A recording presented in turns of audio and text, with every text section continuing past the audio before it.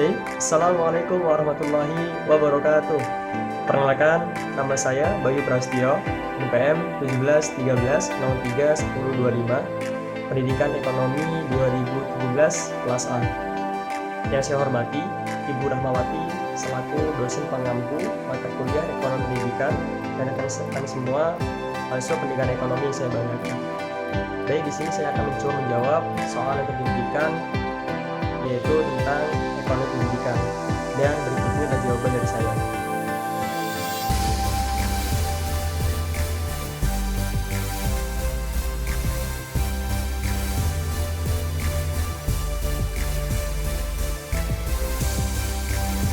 Baik, soal pertama adalah apakah bahwa pendidikan merupakan harapan bagi masa depan.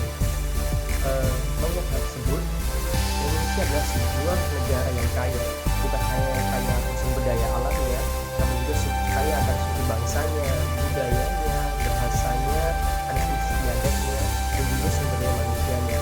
Maka dari itu, sebagai negara maju dan berkembang, Indonesia tidak bisa menyampingkan pendidikan atau warga negaranya. Maka dari itu, sangat wajib bagi warga negaranya, setiap warga negara untuk bisa ikut dalam mengenyam pendidikan, bukan hanya pendidikan anak usia dini, pendidikan dasar, pendidikan menengah, dan juga pendidikan tinggi.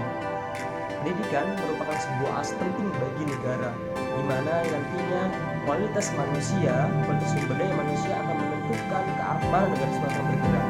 Sebagaimana dijelaskan oleh Frederick J. McDonald bahwa pendidikan merupakan suatu proses untuk mengubah karakter manusia atau mengubah karakter peserta didik.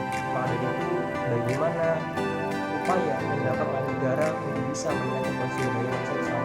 Seiring dengan berkembangnya zaman, maka setiap orang berlomba-lomba untuk bisa meningkatkan kualitas hidupnya dan juga mengembangkan kehidupan yang layak baginya. Maka dari itu, pendidikan bukan hanya mampu merubah pemikiran seseorang, namun juga mengubah sikap dan perilaku dari seseorang. Setiap orang perlu dididik sejak dini. Contohnya, sopan santun dalam bertindak, etika dalam berbicara, etika dalam makan, dan lain sebagainya.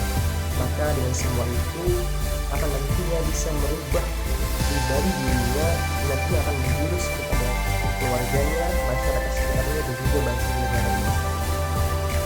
Jika setiap orang di Indonesia memenuhi kewajiban belajarnya, tentu kualitas sumber daya manusia juga akan bertambah. Dengan demikian, negara Indonesia akan mampu meningkatkan kualitas sumber daya manusia yang pada akhirnya akan berpengaruh pada kemajuan bangsa. Negara yang maju itu ditopang dan didorong oleh kualitas sumber daya manusia warga negaranya yang baik. Dan untuk melangkah maju, maka negara membutuhkan peran besar dan dorongan dari masyarakat dengan kualitas yang baik dan juga semangat loyalitas yang tinggi. Maka dengan demikian, dapat disimpulkan bahwa kualitas sumber daya manusia, kualitas pendidikan yang baik di sebuah negara itu akan memberikan harapan yang baik, harapan yang positif bagi kemajuan bangsa ini.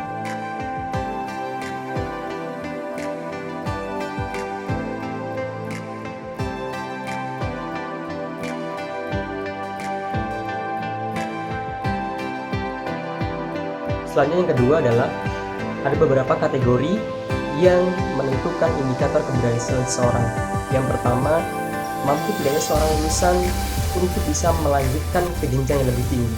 Yang kedua, mampu tidaknya seorang untuk bisa mendapatkan pekerjaan. Yang ketiga, besarnya gaji atau penghasilan yang diperoleh. Yang keempat, yaitu perubahan sikap dan perilaku dalam konteks sosial, budaya, dan politik.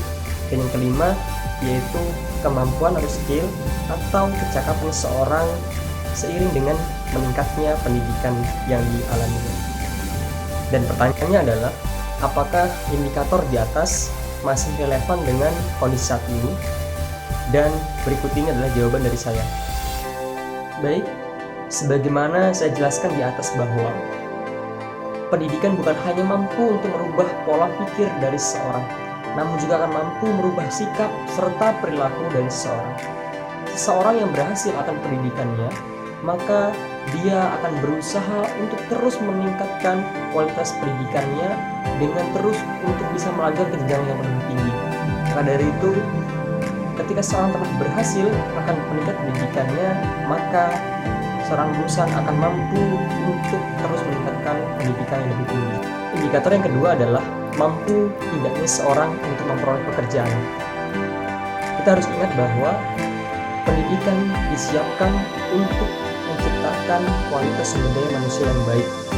Dan dengan pendidikan, maka seorang akan mampu menemukan kemampuan dirinya, menemukan kemampuan dirinya, pencapaian dirinya, skill dan sebagainya yang nantinya akan diperlukan dalam dunia pekerjaan.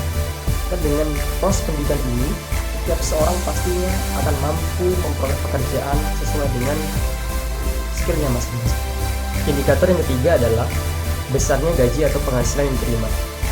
Saat ini, di Indonesia khususnya, sudah menjadi fakta di lapangan bahwa perusahaan-perusahaan besar atau penawaran pekerjaan lainnya itu lebih menghargai seseorang dengan pendidikan yang lebih tinggi dibandingkan pendidikan yang lebih rendah. Hal ini terjadi karena perbedaan pola pikir, pengetahuan dan pemahaman, kedisiplinan dan lain sebagainya. Maka dari itu, jelas bahwa pendidikan merupakan kunci dari besar kecilnya gaji atau penghasilan seseorang dari pekerjaannya. Indikator yang keempat adalah perubahan perilaku dan sikap seseorang dalam konteks sosial, politik, dan budaya. Yang pertama, dalam konteks sosial, bahwa ketika seorang berhasil dalam pendidikannya, maka dia akan lebih bersosial dalam masyarakat.